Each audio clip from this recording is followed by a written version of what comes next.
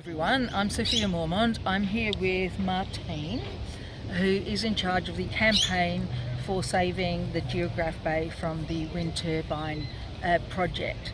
Now, there are several reasons why we believe that project should not go ahead, and Martine is an expert on that. So if you'd like to explain. I love the expert. Yeah. There's a lot of people claiming expert.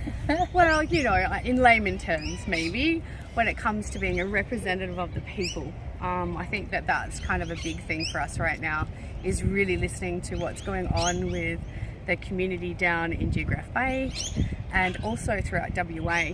This is something that's just been released. We know that there are other areas in Western Australia that are of huge concern, and our waters are all connected. So at this point, we really need to look at looking after each other and supporting each other in this moving forward against these offshore wind turbines. Absolutely.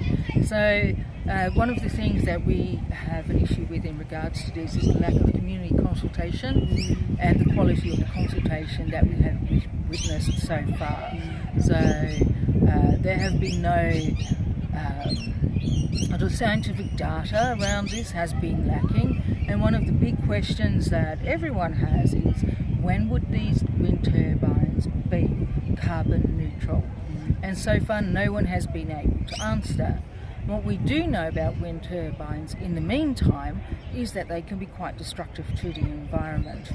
So maybe you'd like to talk about some of the negative effects of wind turbines on the environment? Yeah, so direct paths of the whales is the migratory paths, as well as like feeding grounds, nurseries, that kind of thing, all the way along the West Australian coast. That's something so important that's included in the EPBC Act of 1999.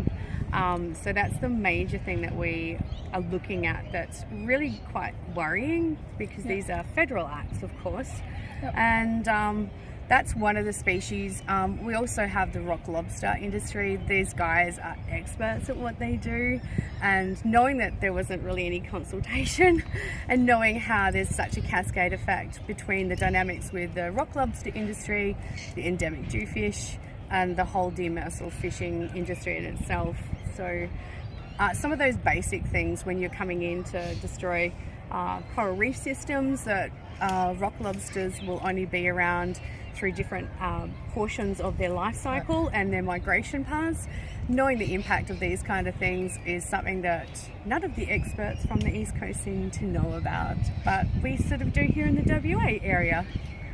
Exactly. So we are currently planning our strategy to make sure that the voice of the people of Western Australia, specifically those in Geographe Bay, is heard by our state government and by our federal government.